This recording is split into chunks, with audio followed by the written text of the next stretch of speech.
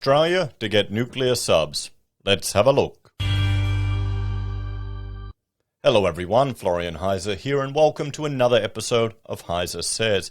Grab your stein of coffee because there's some breaking news. Australia will receive nuclear attack submarines. There you go. So the billions upon billions of dollars that have been invested in this submarine program with the French is out the window, and now we're joining with the UK and US to leverage their skills in nuclear attack submarines. Hopefully, when I heard this, I thought, okay, fantastic. This could be a stepping stone to greater nuclear capabilities here in Australia. Perhaps a civilian nuclear program. The technical skills that are developed in the military, they can filter through. Maybe we'd see nuclear energy here in Australia. Maybe the Australian military will start to, seriously consider a nuclear deterrent. Why not? That's one thing to consider. But it looks like, the Prime Minister is ruling that out. Let's start by having a look at this statement from Scott Morrison, or ScoMo. Today, Australia begins an enhanced trilateral security partnership with the United Kingdom and the United States. AUKUS. I joined US President Joe Biden and UK Prime Minister Boris Johnson in a joint live address to make the announcement today. The first initiative under hashtag AUKUS is to enable Australia to deliver a conventionally armed nuclear-powered submarine capability, leveraging decades of experience from the US and UK. Now, one of the challenges we face here in Australia is that we are, a very large island. We're a continent. We've got a lot of coast to maintain, and the operational ranges of our submarines are, they're different to a lot of other countries. They're quite extensive, and that's where nuclear has an advantage. But it was always dismissed. My understanding was it was because we didn't have the capabilities. We didn't have the civilian industry backing it. And this is where, even though the PM's saying, we're not looking at civilian nuclear capacity, I suspect that could open opportunities, or at least a discussion about it, now that we're getting nuclear subs. So, we intend to build these submarines in Adelaide, but let me be very clear, Australia is not seeking to acquire nuclear weapons.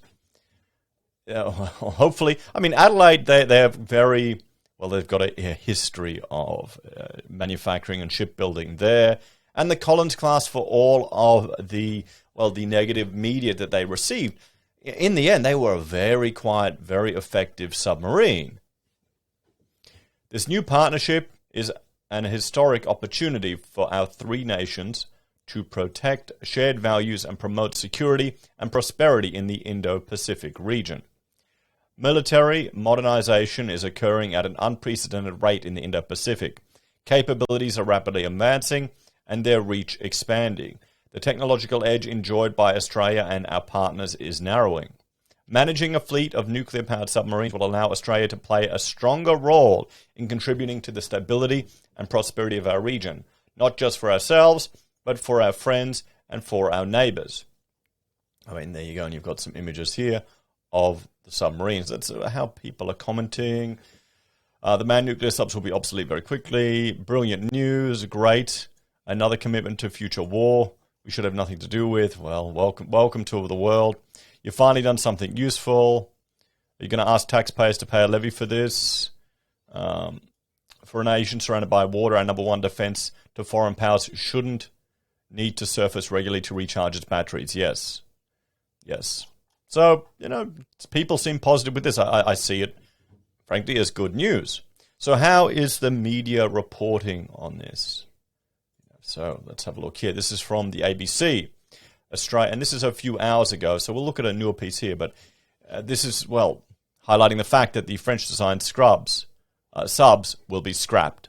The $90 billion program will be scrapped. And there have been a whole lot of issues there. And the whole procurement process for the subs, have a look at Sub Brief on YouTube. He does a very good video looking at them.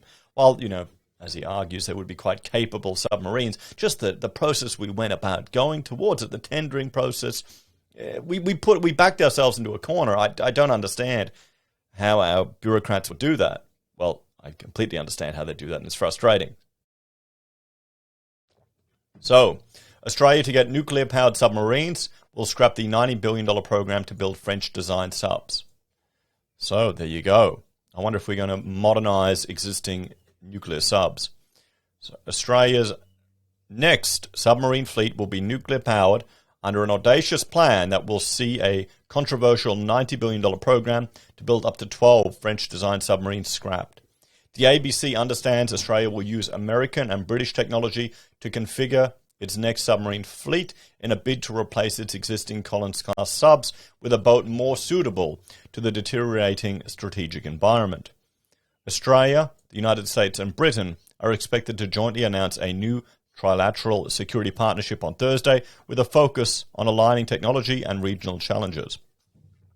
But Australia's embrace of nuclear-powered submarines will have its political and technological challenges, given there is no domestic nuclear industry. I mean, there's one nuclear research plant here in Australia, or power plant, and it's used for generating medicines and those type of things. There are a lot of people out there that are fans of the idea of having nuclear. The problem is the payback period for nuclear.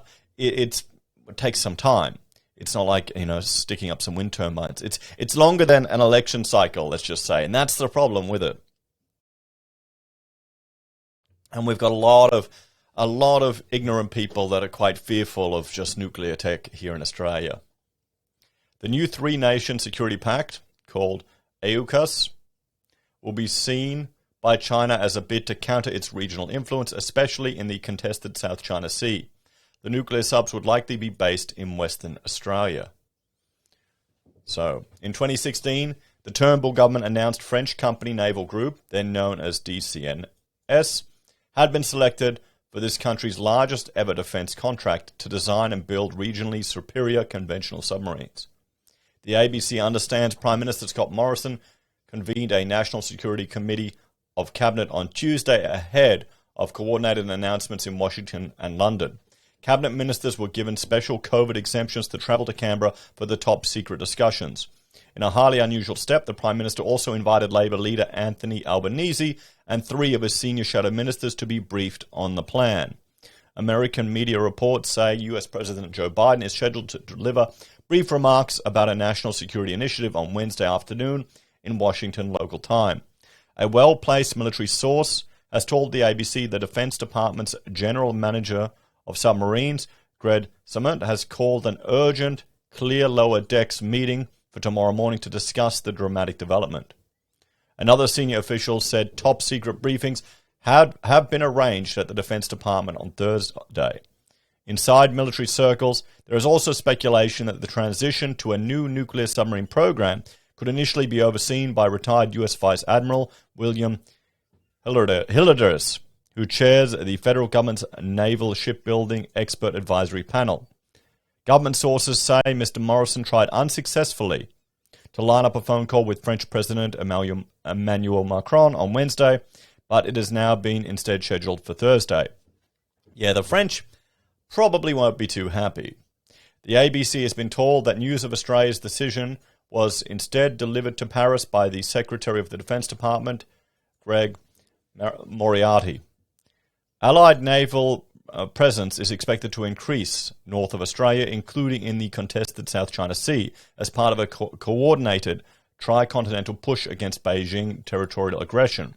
Australia, the US, and Britain are expected to reorientate their submarine and warship fleets to counter China's increasing regional presence. Regional diplomatic missions across Canberra are expected to be briefed on the announcement on Thursday. And that's from the ABC. Let's have a look at how, a report from this morning from Yahoo, from Tom Flanagan. So, Australia is to partner with the US-UK in a groundbreaking pact. The move was announced Thursday. World is becoming more complex. Yep, anything new here? Not really, doesn't seem to be. So, the China-Australia feud continues. China has reacted angrily in recent months to commentary from the Morrison government, accusing several key officials of hyping the so-called China threat. I feel the media seems to be doing that too, and you're going to see a lot of posturing, particularly from media outlets in China and in the Western world. Beijing has slammed Defence Minister Peter Dutton in the past week for his remarks, suggesting Australia is facing increased uncertainty in the region. We are grappling with a regional environment far more complex and far less predictable than at any time since the Second World War, he said last Wednesday. A furious Foreign Ministry spokesperson, Zhao Linjian, branded Mr. Dutton's remarks as extremely dangerous and irresponsible behaviour, and he said he wished for nothing more than trouble. The announcement comes as China itself has ramped up its own nuclear submarine capacity, including a vastly expanded facility near Beijing where it can produce multiple subs at once. So there we go. So the media responses. But, Australia seems to be getting nuclear subs. So what is the solution or the takeaway to this? Well, it seems like the French are losing out. We're receiving, conventionally armed nuclear submarine capacity, which seems to make a lot more sense just from the layman's perspective, given the size of our country and the ranges that these submarines will need to operate.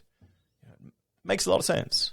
Hopefully, this can start filtering through to greater acceptance of nuclear power and energy, and it may be something that Australia will look at from a civilian perspective.